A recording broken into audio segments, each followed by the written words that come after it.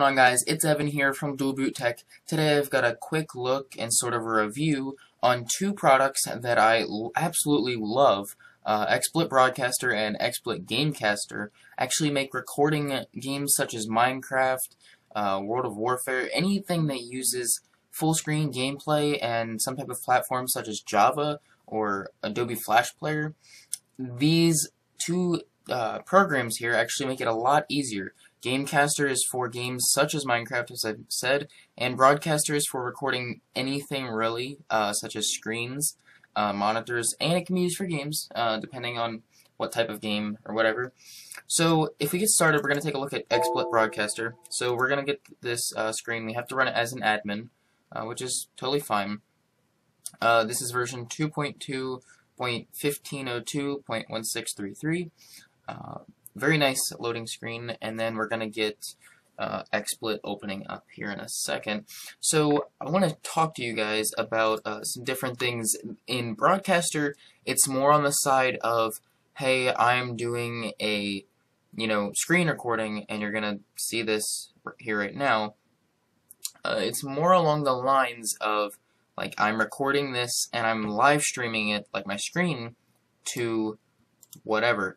The cool thing about this is we can do picture-in-picture effects. So this black screen here is what you're going to actually be capturing. So if I set it like this, we're capturing this black screen.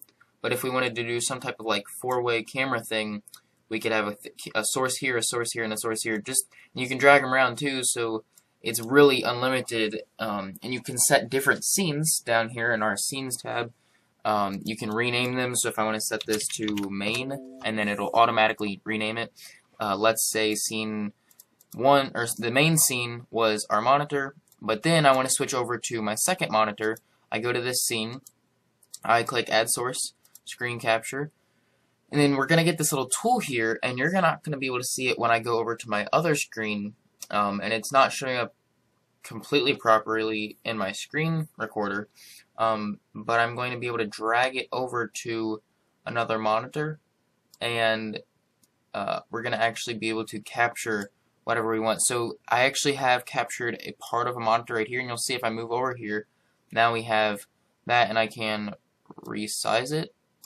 So now, let's say I had an image right here, a Skype call or something, I could leave that like that, and if I'm on my main scene, and then I want to just go to the Skype call, then I could click that, and I can rename that Skype if I wanted to. So it's really you can have up to 12 scenes, so it's pretty much very lenient on what you can do with the scenes and their sources. Now, let's say scene 1, I want to have, a few different sources here. I can just add those in, and it's really, I mean, honestly, you're quite unlimited. There's pretty much an unlimited amount. So now this is what I would be capturing. So if I make this full screen like this, then I could put, whatever.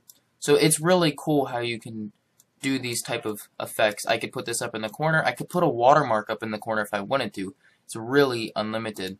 So another thing, guys, you can click New Presentation, and it'll actually reset all of this. So you can save that, and then we can load them, save them.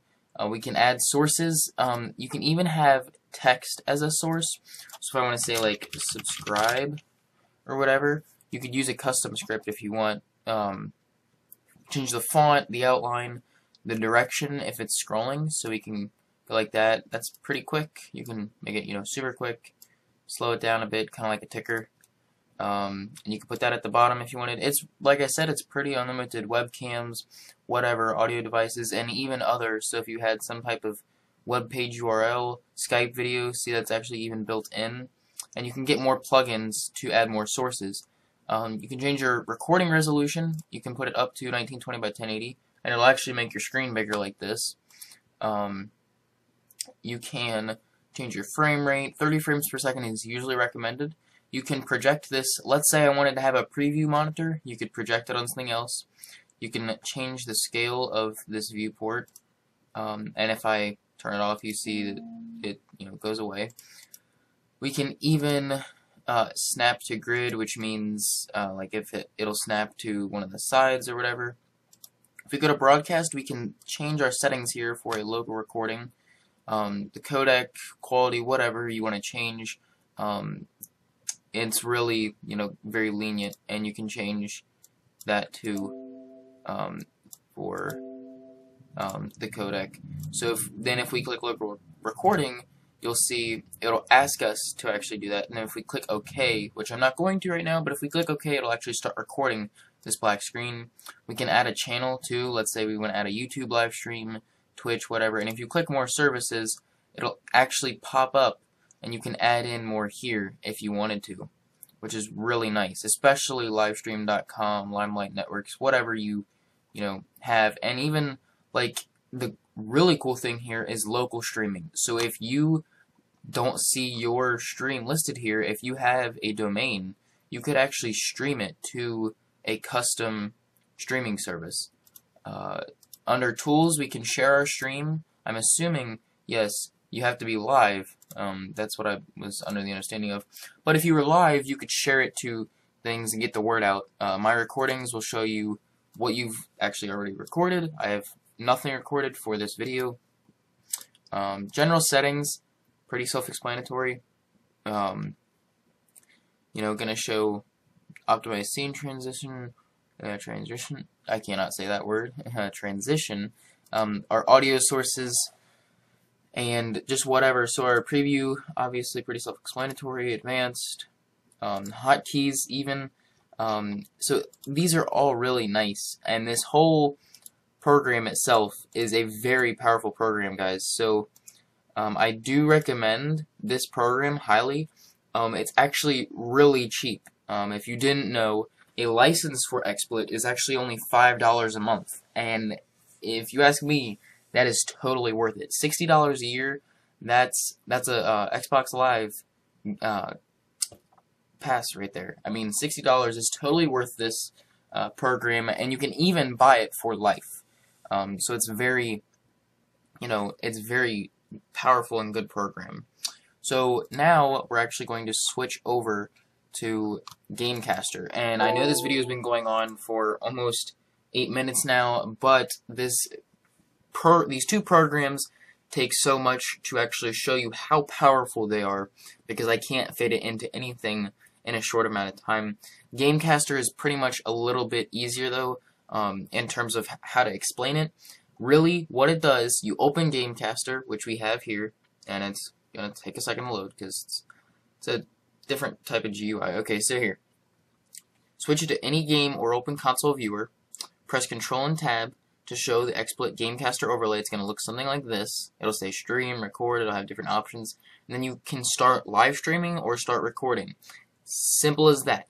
You can even use a capture card, and if you click this little plug in any of these models right here, I will show you what it works with. So currently, the following cards are supported with XSplit. AverMedia these AverMedias, the Elgato Game Capture HD, the Elgato Game Capture HD 60, and 2 of these Hauppauge HD PVRs. It's a decent amount right now. Right now we've got 8 cards supported. Excuse me, 7 cards supported. And as you see here, we expect to add support for additional cards and future updates. And so that is awesome, because things like the Roxio should have updates for support for that coming very soon, I imagine. So settings, pretty much the same thing. Again, we can see my webcam now. We can go hotkeys again. We can go recordings. Again, I don't have anything just for this video. Hotkeys, there's a ton of options. You can restore your defaults if you want to. I'm not going to go into the accounts tab just because I don't want to give out my information, but you can log into your account and whatever there. You can change your language. And I will demonstrate really quickly with a game what it would look like with. So I'm going to open up No Limits 2, and it's going to open up Steam. So bear with me here. So you see No Limits 2 right here. I'm going to put it over my other window. But if we're in this game, we should be able, yes, okay, so if we drag over no limits 2, I'm just going to do this for the sake of this video. You see it shows up in the corner a little frames per second thing, which there's nothing moving right now. But if you read our directions for XSplit, which I will do for you, it says if you press Control and Tab in the game window. So if we press Control and Tab, you're going to see pop up this little thing right here, stream and record. Okay, that's pretty self-explanatory. You can stream or record to whatever you already have set up. Now, you can also change things in here, so Twitch, settings, webcam, if I want it off or not. You can even go back to the game like that. You can, this little FPS thing here, if you don't want that, I believe you can turn it off in here. BRB mode activated is a really cool thing, actually. And if you see right here where it says game FPS, you can turn that off and it'll go away. Okay, so very nice little feature. Another thing that is really nice is the fact that you can chroma key your webcam. So if I turn back on my webcam, I don't have a green screen set up right now or anything, guys, but if I wanted to key out the background, I could very well do that. Not super duper hard or anything like that, but it does allow me to key it out, and so I can't really key it out right now. You can kind of see I'm changing a bit, but I don't have a green screen. But if you did have one behind you, you'd be able to key it out and then overlay yourself into your game, which would be awesome. The BRB graphics, if you don't know what BRB means, it means be right back. Design your break screen. So if you're live streaming, perhaps, and you want to let your viewers know, hey, gotta take a lunch break, guys, just put that up and it'll automatically pop up whenever you set it to, or tell it to, really, and it'll let them know you'll be back. So this is XSplit Gamecaster, guys.